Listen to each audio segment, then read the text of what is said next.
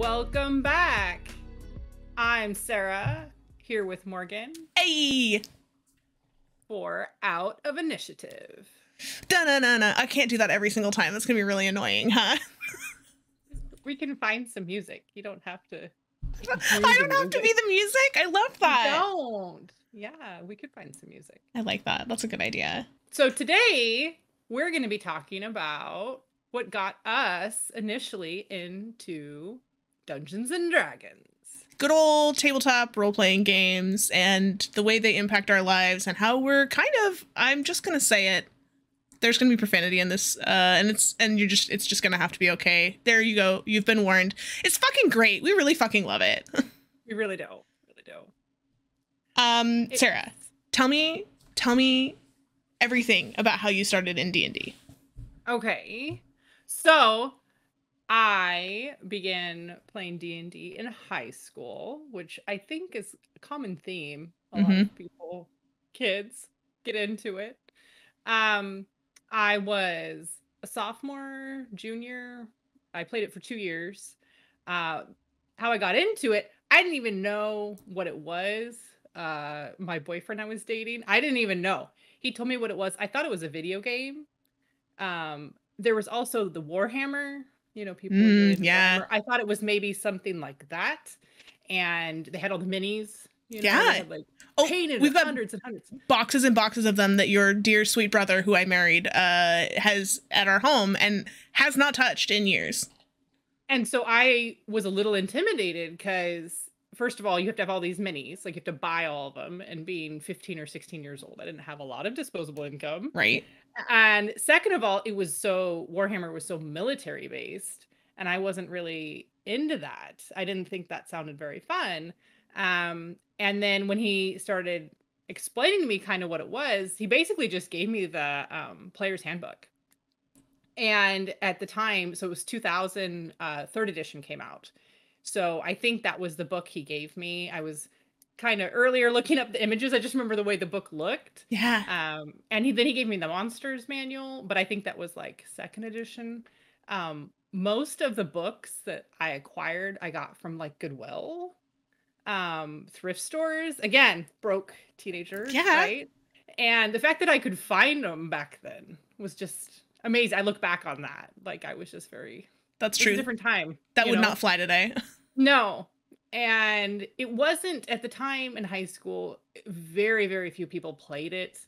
My boyfriend played it, and he had two of his friends that played it. And I kind of sat in while they played a few times. And we didn't do battle maps. I think we did like notepads and just kind of roughly sketched like the dungeon. There was no markers like every 5 feet. That didn't exist. And so I sat in as a player, made my very first character. You ready for this? Yes. A half-elf ranger. Oh, that's so sweet. She was amazing. I did not run forward at all because I had like 8 health or something. I mean, the hit points were so low. Yeah. But back then with third edition, and even second edition, you rolled up your stats, and then there was only so many characters you could play. So if you had a really low strength, you couldn't play a barbarian. You couldn't play a fighter. You had to do a wizard or like a ranger or whatever. Or your alignment was a big deal. Oh, yeah. You know, barbarians could not be lawful. Or what was the other? Like paladins had to be lawful good. You couldn't. Your alignment was so strict on what class you played. Same with like races. There were certain races, you know. And so you'd roll up your stats and you're like, well, I have a low intelligence. I guess I got to be a barbarian. Like, even if you really wanted to be a wizard. Oh, how sad. Yeah, it was. It really was. And I didn't know any different. You don't know any different, right? You just like, oh, okay, well, I guess that's what I am. There's also very limited races. You didn't have, like nowadays, Aarakocra and Asmar. Like, that didn't exist. None of those existed. And so we played, and we'd take a Saturday, and we'd play all day. It was 7 or 8 hours, like very intense. And then after a few times, I'd say a month or 2 of that, all 3 of them, wanted to play, and they wanted me to DM because they felt like they all took turns DMing and, they And you wanna play weren't their pulling your character. weight, man. You're not pulling your weight. Apparently, they were like, "Oh, you've played enough. You know how to do this." And I was 15 or 6. I was like, "Yeah, I can do this." And so they gave me, like, the DM's guide, and I was very overwhelmed. Very, very overwhelmed, because there were so many rules, and back then, there was even more, Yeah, third like, edition was rules. pretty rocky. Pretty It rocky. was yeah, and I know I was terrible at it. I know I didn't call him out and anything, I know it. But we played, and I just all of a sudden realized that as we didn't have modules. Eventually, I did, discover modules. I went to comic book store, and they had some used, like, 5 Yeah, yeah, yeah. pages in a little and I The was like, "Oh booklet. my gosh." Yeah, the booklets. And I was just so excited that someone had already wrote this and I could just follow it, and it had all the monsters and it had all the stats and everything, and that was life changing. But before that, I just literally improved. I did God, not plan anything. I did not nothing. It was they're in a forest, they find an abandoned castle, and they fight things. Like, it was 100% improv. that's And they amazing. loved it. They loved it. I mean, Yeah. no. Yeah. So, that was really fun, and that was very eye-opening to just that freedom and that flexibility that D&D has over, like, video games. And, I played a lot of video games growing up, and I think that kinda helped because you kinda know, um, how the story should go and that kind of thing to keep tension and Yeah. everything. But it was just it was very eye-opening that it was so free that I could just put whatever I wanted in front of these characters, in front of these players, and they loved it. They thought it was great. Eventually me and my boyfriend did break up. He took all of my D&D stuff. Not to be, whatever, like, he wasn't trying to be mean.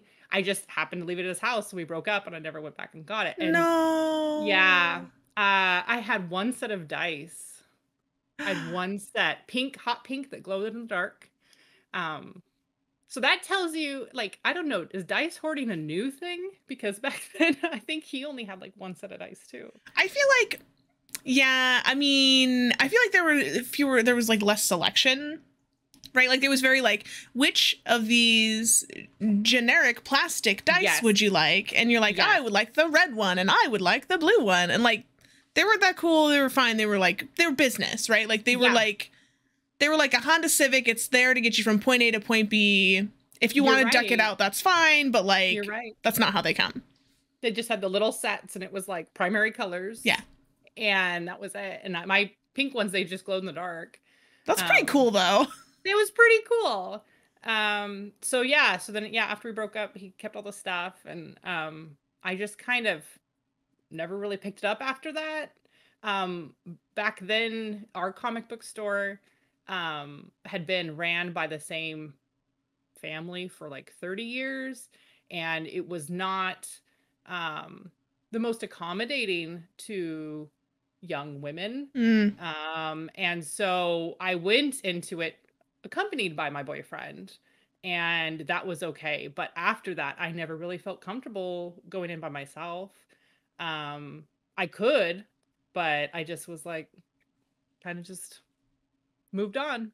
Smash cut to we drag you into the comic book store in Olympia, Washington. We drag Which you is all the way, like everybody amazing. makes a drive to get there. And Olympic Cards and Comics is incredible, run by a woman, an incredible woman, and really just Incredibly welcoming. oh They're yeah, just incredible. Incredible. like an inclusive, happy place. And it's like nice to see that we've come so far. And also like, gosh, what a bunch of bullshit we had to go through before. I ended up buying a lot of my D&D, like, other modules and stuff on eBay Yeah. because I just did not want to the one comic book store was just it wasn't the most welcoming. And I know how much So you enjoy social interaction, especially with strangers. that's So true. of course, that's definitely a factor, right? Yeah, yeah. So eBay, I got a lot of that. Um, So then, yeah, that was just kind of my experience in high school. So it was like 15 years after that, or, I don't want to say my age, but it's been at least 15 years. And then my brother, your husband, I knew he was playing D&D and just thought that was really cool that he was playing it again. And um, one thing led to another, and you invited me, and now we've been playing for over 2 years Over now. 2 years, because you and I started in a two-player campaign that he was Yeah. running, Sinister Secrets, and oh my gosh, what was the second half of the title? I don't know. We were playing Phandalin. Yeah, Lost Minds of Phandelver. Yeah. So we jumped all the way to 5th edition, and it's just you and I. Yeah. And it was before we were really comfortable, A, with the rules of 5e, and B, role playing in these characters. And now I feel like if you and I went back to do that campaign again, it would be like he wouldn't have to do anything. We would take care of all of it. Yes. So how did you get your start? So I started, it must have been college, because I feel like I heard, I've told you about this a little bit. I had a high school boyfriend who had many nerdy interests that I probably would have been interested in, but I'm like, I don't know, super obstinate. So I like refused to learn these things. And then in college met your brother, who like treated me super nice and like was interested in what I was interested in. And he was so cool. Like I wanted to try the stuff that he liked, and he invited me over to visit this friend. They were playing Dungeons and Dragons. It was 3.5 at the time, and they were like, 3.5e is like kind of a little more rules light compared to 3rd edition, which was really a slog. So I'm like, okay, trying to get all the backstory on this game before I've even started playing it. We played. I don't think that I ever played a game of D&D that was not like a 6 to 8 hour session until just the last couple of years. There was this sort of expectation that like, you show up at the table, you're gonna like pee into a bottle if you have to, like, yes, here are your snacks, you're gonna buckle down, you better put your phone on D&D because like we're not having interruptions. And it was just this very like hyper intense. To be fair, this friend who we play D&D with now, Chris, was not that way when we played with him and his brother. And there were a couple other people there as well, but we played a little bit and it passed in a blur, and I remember being like really fascinated and so confused. And Isaac, then boyfriend, now husband, said that he wanted to like kind of dabble a little bit more. And like I had a cousin that she was kind of interested, and so was her husband. And we had like kind of some other friends that like maybe would come in and out, and we would play.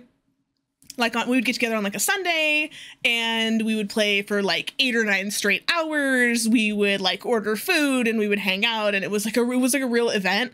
And we're all like not terribly social people. Like I don't have a lot of social energy to give. I'm not an extrovert, so to speak. I'm a situational extrovert, I think is what they call us. I still don't fully believe you because I recharge alone. Which is important. Yeah, I can do I can turn it on for a little while. And then, you got to go home and cry a little bit. Doesn't everybody do that? I think, yeah. I think that's normal and healthy. So. That's the issue. I mean, with the D&D sessions that we did, it was 6, 7, 8 hours, and they were so intense. Even though you're having a blast, you really, it's so intense. And I do like our structure now. Yeah. With the 3-hour window. Something Isaac, my brother, your husband, mentioned was that he felt like the 3-hour window almost is a little bit too short on purpose, because it kind of leaves us wanting more. And because it always feels like right when we end, like one more hour, yeah, like just one more hour, we could do this. And he's like, he always thought that was a big appeal because it really brought us back, because it would leave on such a cliffhanger. So yeah, week over week. Yeah. And then the 3 hours, because most of us are married, almost married, and in our group, and we have busy work schedules and lives and everything. And so we can just fit these little windows in. And it's just great.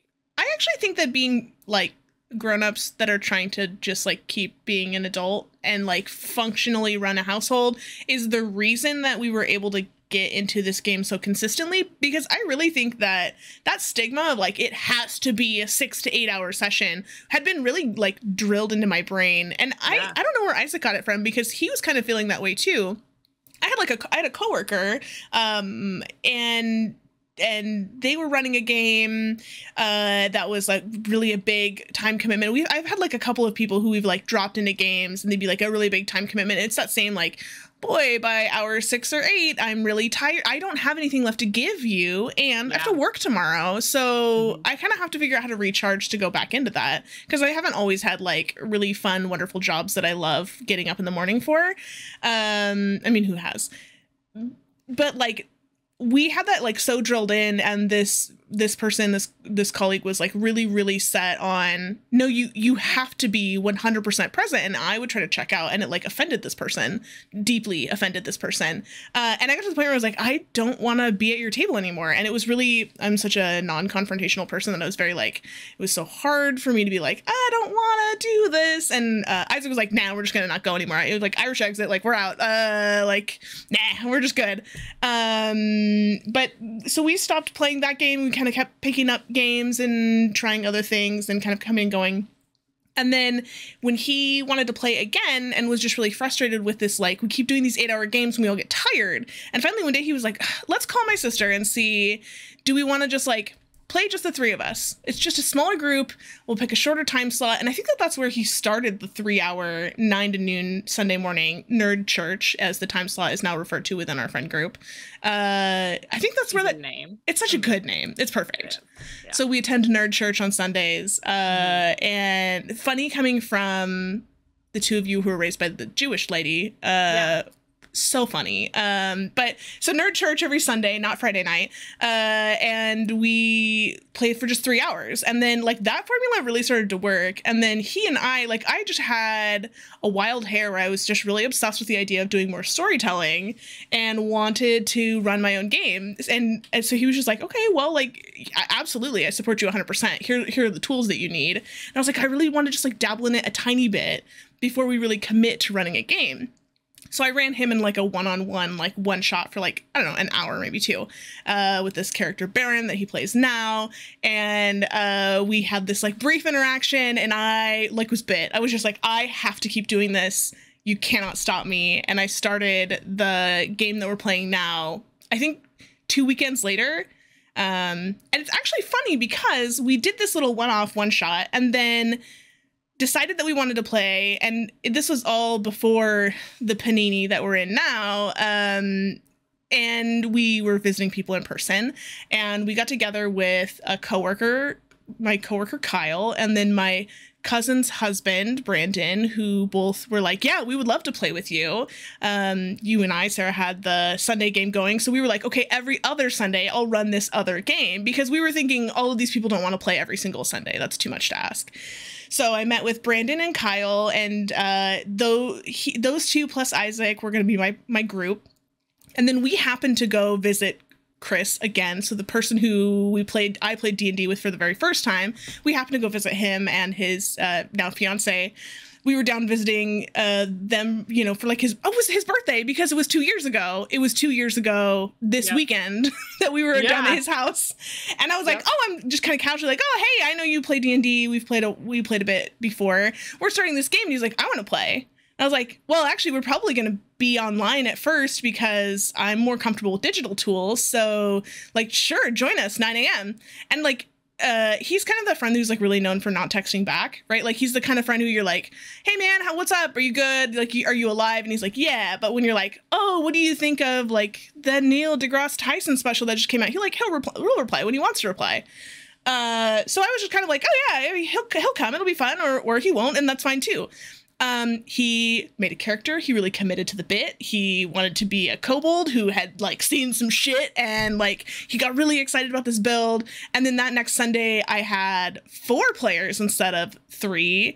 And then we wanted to play that game more often. So I was like, let's pull Sarah into that and we'll roll everybody up into this one campaign. And then we brought you in like just a couple months later, like not very much time had elapsed. You had already joined for like a one-off. by Well, that I point. think you were playing, and I, at the time, didn't feel comfortable joining a big group because I was still learning. Right. I'd taken such a big break, and so with Isaac and just you, I felt like I could figure out things, the rules before just jumping into a big group. Um, and so it was great because it gave me, what, 6 months, 4, 5, 6 months Yeah. to at least not look like a total fool while I Total was. newbie. I think Yeah. you joined us for like one session. I want to say it was November, because what happened was I had like this character that I had built for the one-off with Isaac in the very, very beginning, who I absolutely love and still do, Elvira, and she was kind of the like impetus of this whole campaign. And then you were saying that she was a tiefling, and you had a tiefling in mind that you wanted to play for this one-off. And I was like, oh, let's make them sisters. That'll be really fun. And then that has kind of like spun into this whole like other thing that has become their like dysfunctional family, and it's like ruining the entire coast of Faerun, Yes. which I Yes. love. But yes, Yeah. we got you brought in, and like now we're here playing every Sunday. And instead of me just running every Sunday, because some of the issue that we ran into before was DM fatigue, right? Yeah. Whether it's an 8-hour session or a 3-hour session, every single week was kind of a lot. And Isaac still wanted to run some games, so he was like, well, let's just trade back and forth. So we were doing your and my campaign one Sunday, and then this other campaign that I've dubbed the plushies. And then we rolled you into the plushies, and then obviously our other campaign stopped or is on hiatus. I don't know. Maybe we'll come back to it at some point. Maybe. I would like that. And then yeah, we were doing, it was every other week, Mhm. every other weekend. Yeah. And I remember at the time, think that weekend in between was just like, oh, I wish I was playing D&D. I wish it was a D&D weekend. And when Isaac mentioned, hey, I want to start another campaign so we can play every weekend, just rotate, it was immediate. Everybody in the group immediately, yes. The whole group coughed up their Sundays, no problem. Yes. And I love that energy. We were just like, yeah, because we have these bye weeks and none of us like, and everybody's depressed for a whole Sunday. Yeah. And I think going every 2 weeks too, we forgot a lot of the story. Yeah. We forgot a lot about, the momentum goes away. And at least this way it's a little bit quicker. That kind of thing. So that was great fun. From the story crafting kind of standpoint, something that I think is really fun that we've done that I would absolutely recommend to DMs who are trading off. This is obviously, we're in kind of like a niche situation. We live in the same house. Like this little peninsula desk between us is shared between the two of us. Like we spend all of our time together. We both work remotely. So we're able to share story back and forth, but we do both have stories taking place on the same continent. We were both on Faerun in Wizards of the Coast generated content. And he's running a module, and I started in a module and then hated that and wanted to just write my own content with all the backstory and stuff that's already there. So all of our stuff is happening in canon at the same time, which is really fun because the campaigns often like reference each other.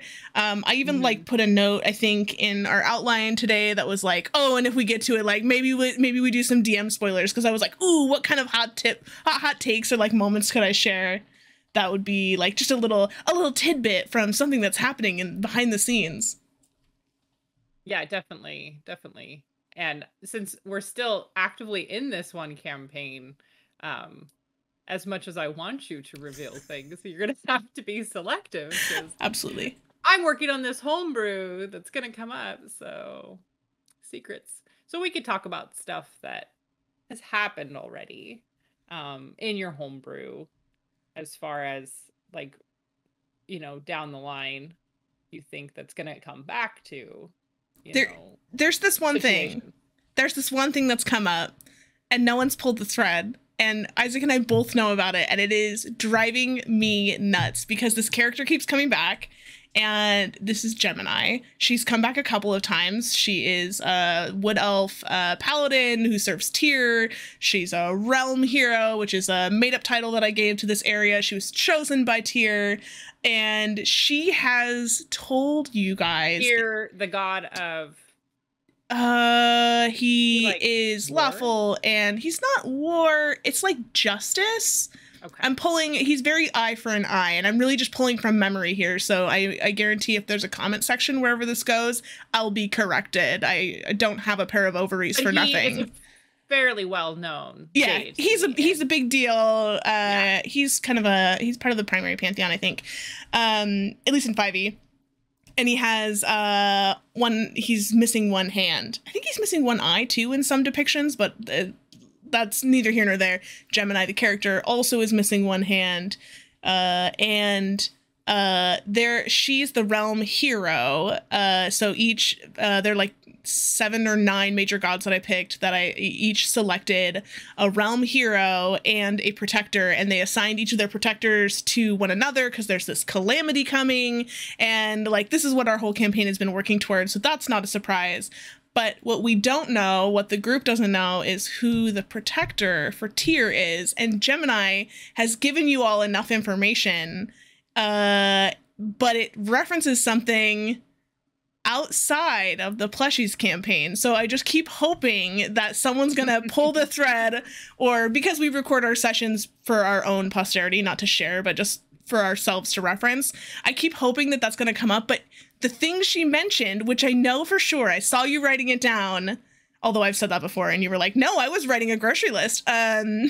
No, it's D&D related, but it's usually nonsense notes. Probably like rolled a 9, is not hot, would not bang. Like, yeah, yep. But I think that the like tidbit she gave was before we were recording our games, and that's making me a little crazy because the hints have been vague, and I've been like, Isaac, we have to just tell them. So anyway, that's the thing that's on my mind, is just Gemini, and I really love having the party that's so invested in our story, and it like really compels me. It's like if we were releasing our books like Brandon Sanderson style, like a chapter at a time for people to review as you're going. Because like if you were that clean of a writer, like I would too.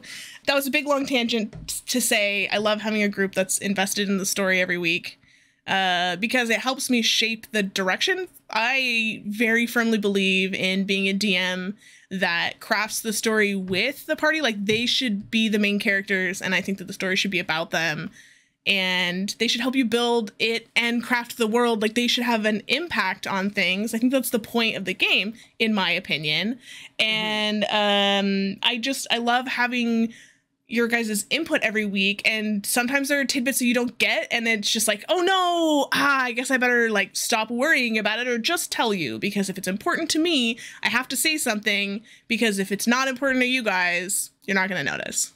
So real quick, you could give a vague with DMing. We both have some experience DMing that it doesn't have to be like specific situation, but what's something with DMing that you wish you could implement more, or more from the DM standpoint, improve on?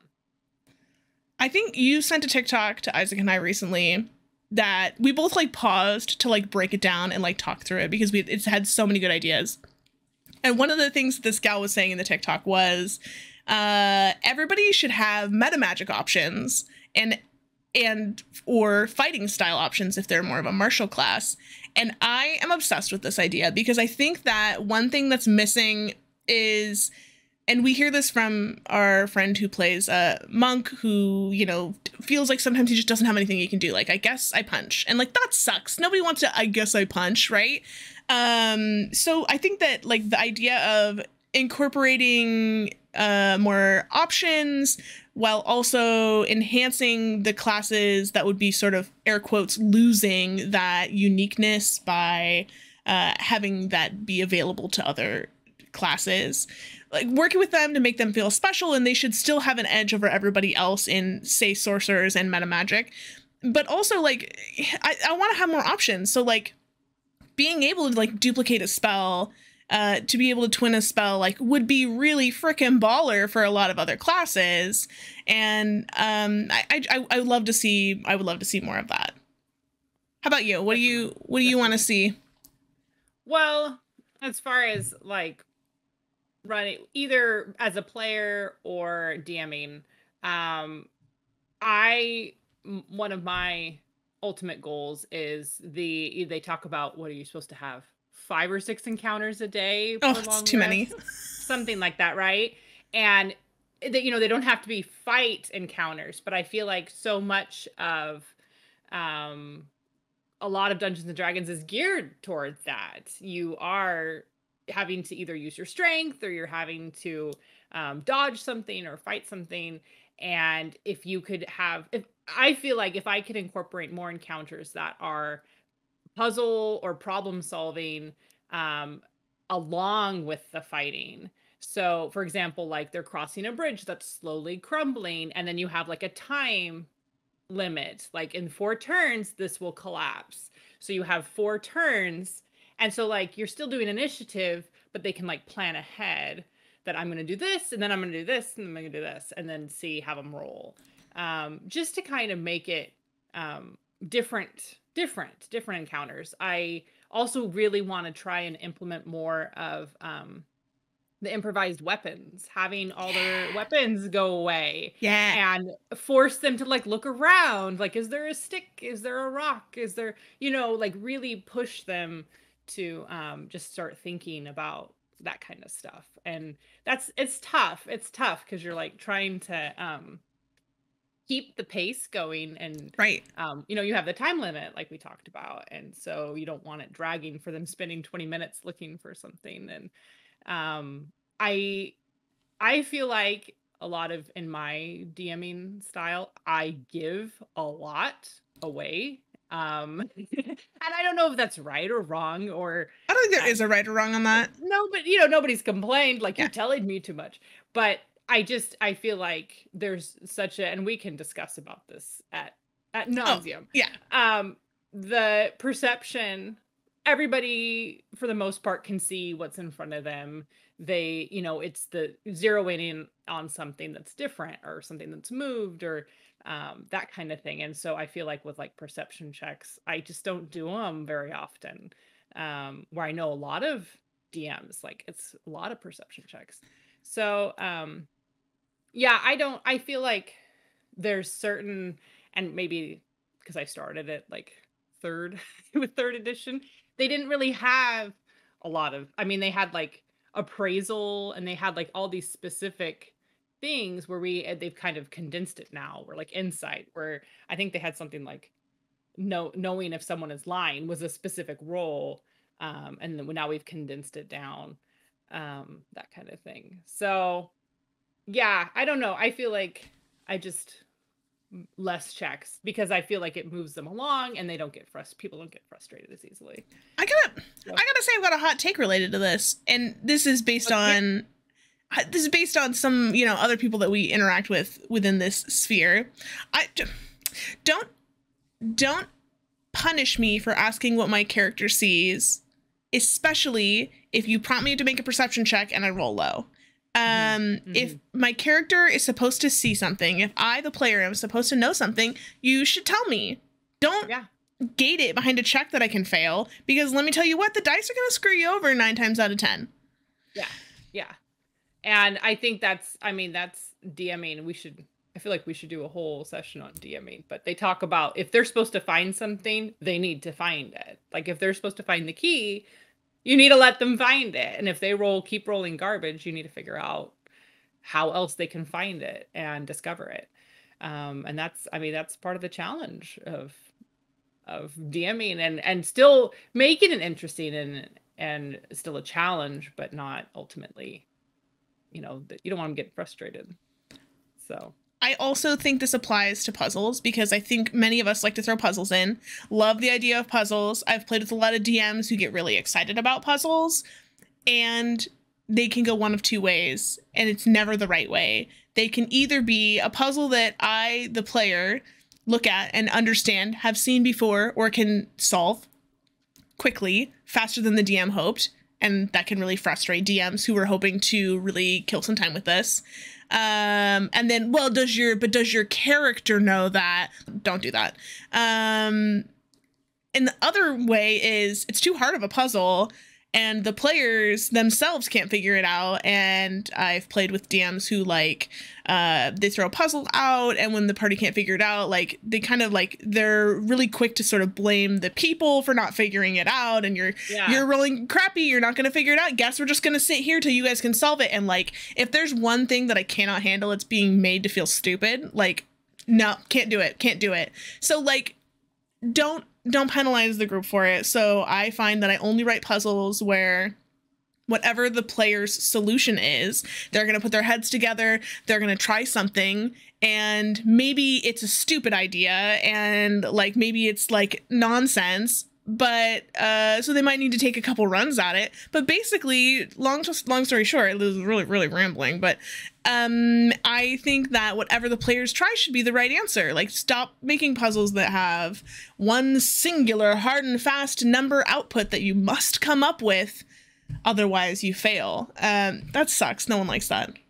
Still a game. I mean, that's ultimately, I think, the appeal of Dungeons and Dragons is our characters are not normal average people. You know, we are immersing ourselves into a different world.